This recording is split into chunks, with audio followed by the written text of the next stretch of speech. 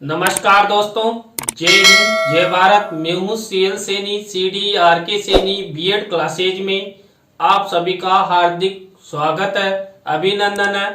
दोस्तों, हमारे इस चैनल के माध्यम से आप द्वारा हमारे इस हेल्पलाइन नंबर पर जो भी कंटेंट भेजे जाते हैं उन्हें हम ऑनलाइन समझाने का प्रयास करते हैं। दोस्तों, आज की लाइव क्लास के अंतर्गत हम fundamental of the Robert Glaser basic learning model, देखिए जो रॉबर्ट ग्लेसर है इनके द्वारा जो बुनियादी शिक्षण प्रतिमान प्रतिपादित किया गया, उस बुनियादी शिक्षण प्रतिमान के आधारभूत तत्व कौन कौन से हैं, इनके बारे में हम आपको विस्तार पूर्वक बताएंगे। तो दोस्तों, आप सब बने रहें हमारे साथ, हमारे इस चैनल के साथ। और दोस्तों, यदि आप हमारे इस चैनल पर पहली बार आए हैं तो हमारे इस चैनल को सब्सक्राइब करें और पास ही बने बेल आइकन के बटन को जरूर दबाएं, जिससे हमारे द्वारा जब भी कोई न्यू लाइव क्लास चलाई जाती है या वीडियो अपलोड किया जाता है तो उनके नोटिफिकेशन आपको मिल सके और आप अच्छा अधिगम कर सके। तो दोस्तों, यहाँ पर जो रॉबर्ट ग्लेसर का मॉडल है उसके कौन कौन से मुख्य रूप से तत्व, इसमें पहला तत्व उद्देश्य, जिसे हम यहाँ पर फोकस के नाम से जानते हैं। क्योंकि देखिए, मैंने आपको शिक्षण प्रतिमानों के जो आधारभूत तत्व बताए थे उनमें भी पहला उद्देश्य ही था। तो इसमें पहला उद्देश्य है जिसे हम फोकस के नाम से जानते हैं, केंद्र बिंदु। यह मॉडल संपूर्ण शिक्षण सीखने की प्रक्रिया को शामिल करते हुए प्रक्रिया और प्रमुख गतिविधियों को इंगित करने का प्रयास करता है। दोस्तों, जो रॉबर्ट ग्लेसर का टीचिंग लर्निंग मॉडल है, यह क्या करता है, शिक्षण के दौरान जो अधिगम होता है, जो सीखने की प्रक्रिया संपादित होती है उसको, और जो भी शिक्षण कार्य में छात्र छात्राओं द्वारा जो गतिविधियां की जाती है उन सबको यहां पर शामिल करने का प्रयास किया जाता है। यह निर्देशात्मक प्रक्रिया में पालन किए जाने वाले प्रकाश अनुक्रम को भी सामने लाता है। दोस्तों, मैंने आपको जब रॉबर्ट ग्लेसर के जो शिक्षण प्रतिमान है इसके घटक बताए थे और वहां पर पहला घटक था निर्देशात्मक उद्देश्य। उसमें उन निर्देशात्मक उद्देश्यों को यहां पर शिक्षण के दौरान प्रयोग में लाया जाता है और उन्हें प्राप्त करने का प्रयास किया जाता है, जिससे छात्र छात्रा अच्छा अधिगम कर सके और अपना जीवन वो शिक्षण प्रक्रिया के द्वारा एक बेसिक मॉडल के रूप में प्रस्तुत कर सके। दोस्तों, इसके बाद रॉबर्ट ग्लेसर का जो बुनियादी शिक्षण प्रतिमान है उसका दूसरा आधारभूत तत्व है संरचना, सिंटैक्स। इस मॉडल में गतिविधियों का प्रवाह अनुक्रमिक है, जैसा कि नीचे सूचीबद्ध है, तो यहां पर बताया जाएगा आपको।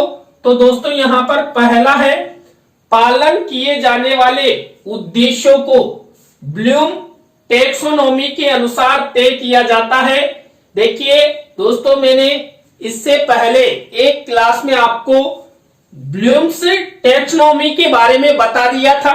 वहां पर जो ब्लूम है उन्होंने भी जो शिक्षण अधिगम प्रक्रिया है, इस शिक्षण अधिगम प्रक्रिया में जो उद्देश्य होते हैं उनको व्यवहार रूप में लिखने के लिए कई प्रकार के उद्देश्य बताए थे, जैसे क्रियात्मक है, भावात्मक है, संज्ञानात्मक है। तो वहां पर उन उद्देश्यों का प्रयोग करते हुए छात्र छात्रा अधिगम करते हैं।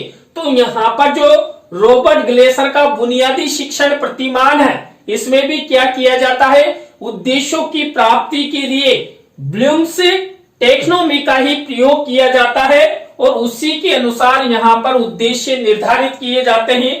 फिर छात्र की समझ और पृष्ठभूमि को दर्शाने वाला प्रवेश व्यवहार है निर्धारित। दोस्तों, यहां पर क्या किया जाता है, मैंने आपको जो रॉबर्ट ग्लेसर प्रतिमान के घटकों के बारे में बताया था, तो वहां पर हमारा दूसरे नंबर का घटक था व्यवहार का अध्ययन। तो यहां पर इस प्रतिमान में आधारभूत तत्वों के अंतर्गत उस व्यवहार को सम्मिलित किया जाता है, यानी कि छात्र छात्राओं के व्यवहार का पता लगाया जाता है।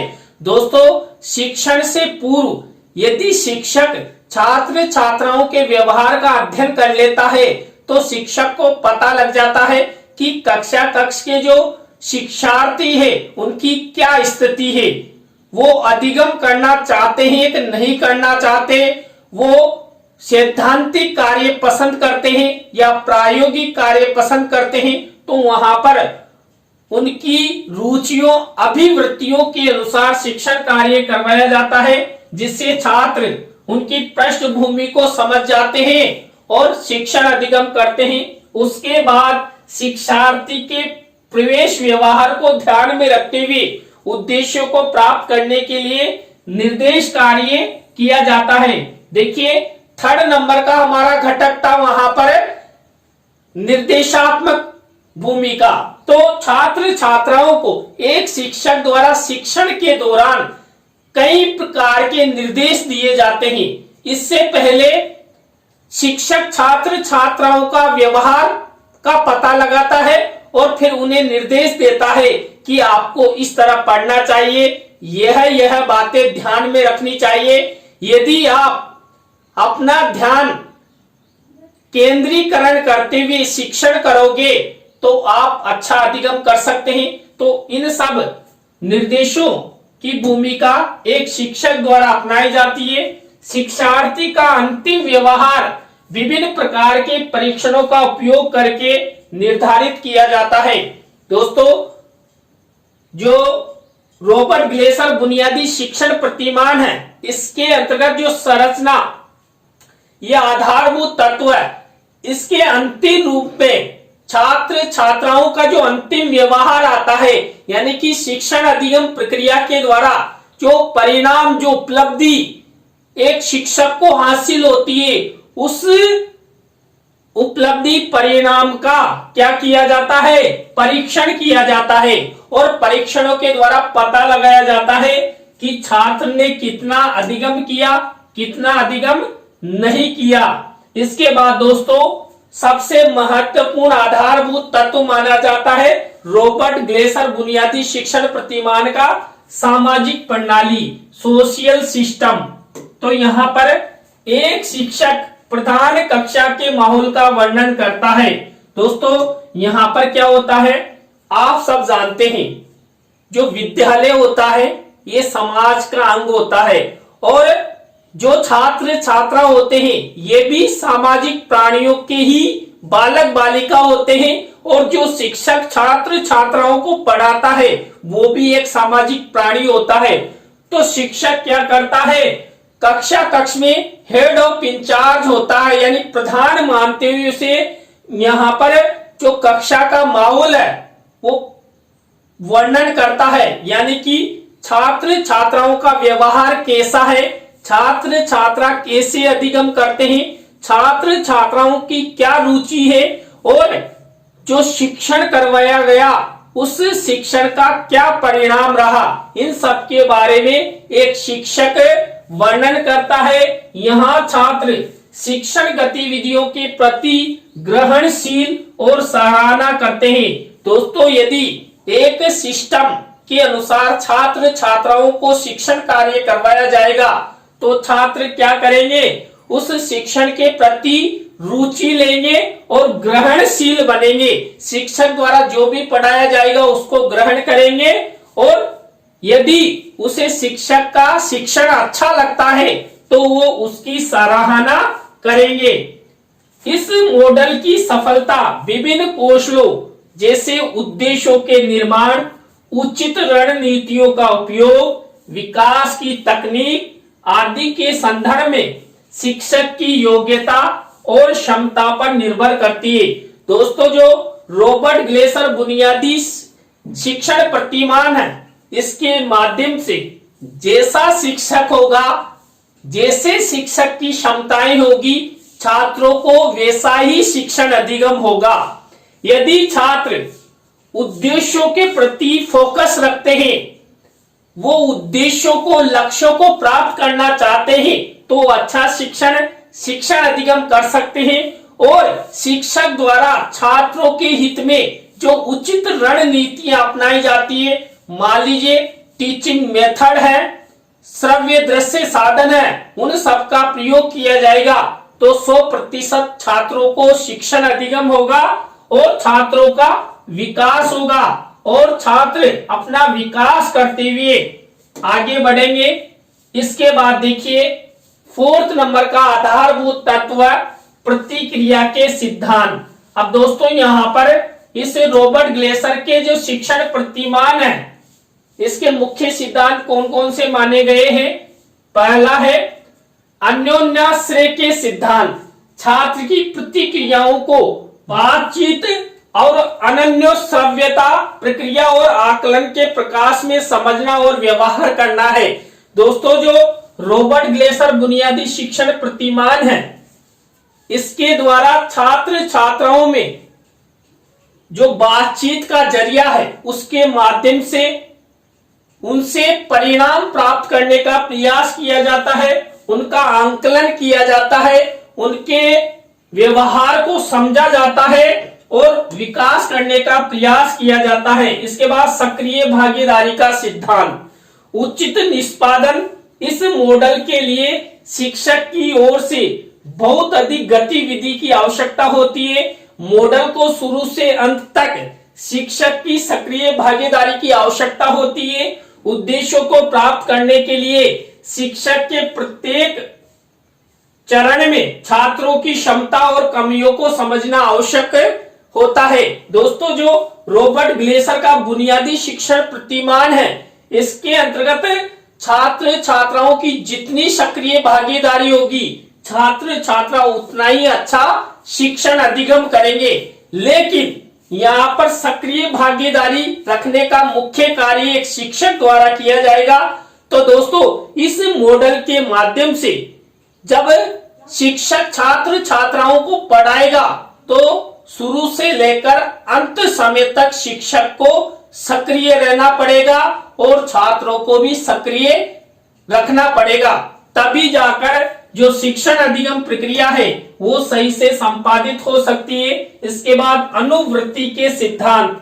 शिक्षण के बाद एक मूल्यांकन किया जाता है। यदि परिणाम निर्धारित उद्देश्यों के अनुसार नहीं होते हैं तो शिक्षक द्वारा अंतराल और कमियों का पता लगाया जाता है और फिर वह सुधारात्मक उपाय करके कमियों को दूर करने का प्रयास किया जाता है। दोस्तों रॉबर्ट ग्लेसर बुनियादी शिक्षण प्रतिमान के माध्यम से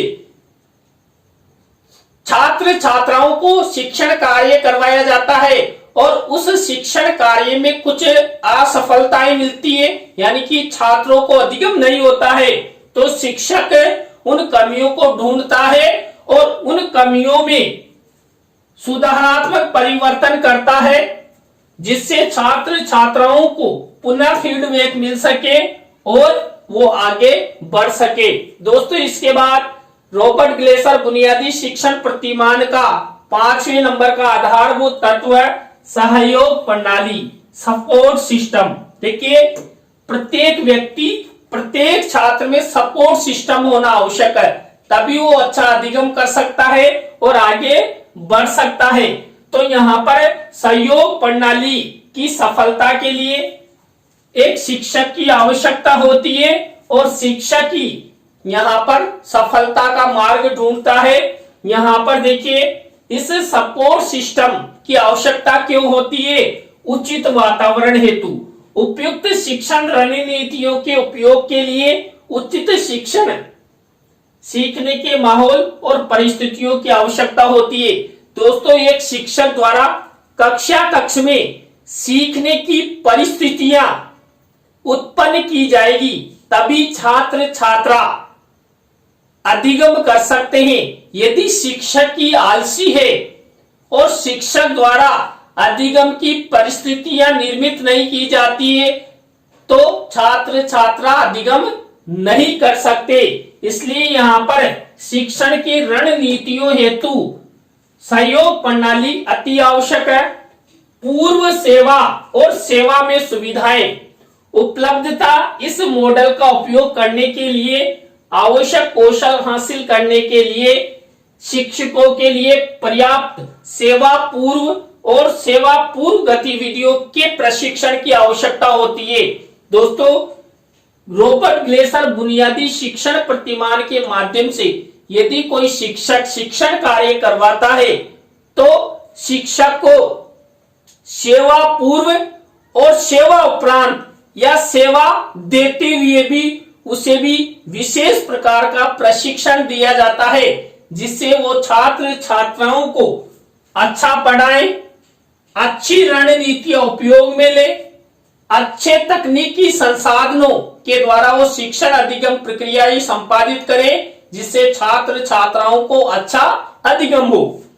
छात्रों के प्रवेश और टर्मिनल व्यवहार के आंकलन के लिए उपयुक्त विकास उपकरण की उपलब्धता, तभी जाकर ये सहयोग प्रणाली एक सपोर्ट सिस्टम के माध्यम से छात्र छात्रा अधिगम कर सकते हैं। यदि छात्रों को प्रवेश के समय और उनके व्यवहार में यदि सही से आंकलन किया जाएगा तो छात्र छात्रा अच्छा अधिगम करेंगे और आगे बढ़ सकेंगे। दोस्तों, इसके बाद यहां पर देखिए लास्ट आधारभूत तत्व है आवेदन, जिसे एप्लीकेशन के नाम से जानते हैं। तो यहां पर ये 6 नंबर का आधारभूत तत्व है। चूंकि मॉडल काफी व्यवस्थित और संरचित है, यह लगभग सभी सीखने और शिक्षण स्थितियों पर लागू होता है। जो ये रॉबर्ट ग्लेसर द्वारा बुनियादी शिक्षण प्रतिमान निर्मित किया गया है, ये एक व्यवस्थित प्रतिमान माना जाता है और अच्छी इसकी संरचना मानी जाती है, जिसके माध्यम से छात्र छात्राओं को हम अच्छा अधिगम करवा सकते हैं। इसका तात्पर्य शिक्षक और छात्र के बीच एक व्यक्तिगत संपर्क से है। दोस्तों, यहाँ पर इस मॉडल के माध्यम से छात्र और शिक्षक दोनों ही सक्रिय रहते हैं और दोनों ही शिक्षण अधिगम प्रक्रिया को संपादित करते हैं। इसका तात्पर्य है कि शिक्षक के व्यक्तित्व पर ही नहीं बल्कि उसकी योग्यता पर भी अधिक जोर दिया जाता है। जैसे शिक्षक का व्यक्तित्व होगा, उससे ज्यादा शिक्षक की योग्यता पर विशेष ध्यान दिया जाता है। दोस्तों, जिस शिक्षक में जितना ज्ञान होगा, जितना अच्छा वो छात्र छात्राओं के सामने प्रेजेंटेशन करेगा, उतना ही छात्र छात्राओं को अच्छा अधिगम होगा। अच्छा अधिगम होगा तो छात्र छात्राओं को अच्छा ज्ञान मिलेगा और आगे बढ़ेंगे। तो दोस्तों, आज की लाइव क्लास के अंतर्गत हमने fundamental of the Robert Glaser basic learning model के जो आधारभूत तत्व हैं उनके बारे में आपसे चर्चा की।